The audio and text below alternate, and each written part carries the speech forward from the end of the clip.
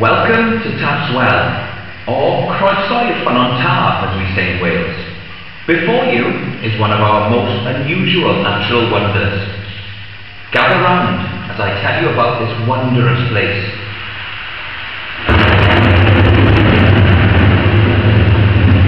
It might be hard to believe, but you are the first people to see this water for over 5,000 years. It originally fell as rain on the hills some 25 kilometres to the north. This was at a time when the first stones were being raised at Stonehenge, and the Great Pyramids of Egypt were being built. Since then, it has been on an incredible adventure, flowing slowly through cracks in the earth, perhaps travelling only a few metres a year, until it reached the lowest point of its journey over 400 metres down, where it was gently warmed by the earth before returning to the surface here at Taff's Well. The water temperature is 21 degrees Celsius, twice as warm as the water in a natural spring. We can only imagine what the early people of Wales might have thought about these mysterious waters that refused to freeze even on the coldest of days. They must have felt that this was a magical, perhaps even sacred place. Centuries and generations passed by with no mention of the well in the history books. Then, in 1760, a German chemist came to visit. Guten Tag, Dr. Diedrich Wessel Linden had an interest in the medicinal properties of natural springs and came to Taff's Well to conduct tests on the water. Sehr interessant. After completing his tests, Dr. Linden's advice was clear.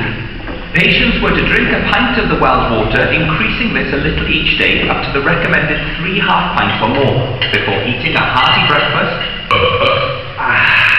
and then going straight to bed, the perfect way to start any day.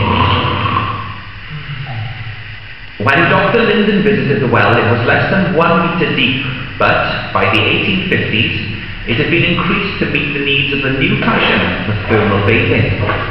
The Victorians were fascinated by the healing power of hot springs, believing they could be a cure for all manner of illnesses, from rheumatism and gout to lameness. I'm cured! It's a miracle!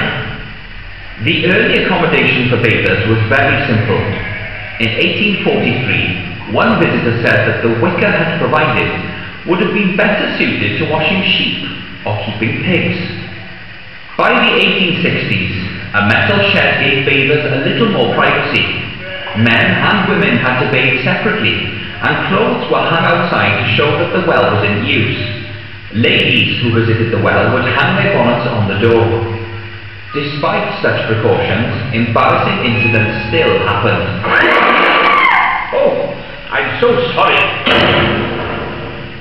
The facilities improved in the early 1890s when a stone well house was built. However, even with its pleasant village location, Taff's Well struggled to take advantage of the bathing craze, and people gradually lost interest in the waters. Then, in the summer of 1929, a group of locals had the idea of opening an outdoor swimming pool at the well, and soon formed the Taff's Well Spa Company. The pool was popular with local people, and many lived to swim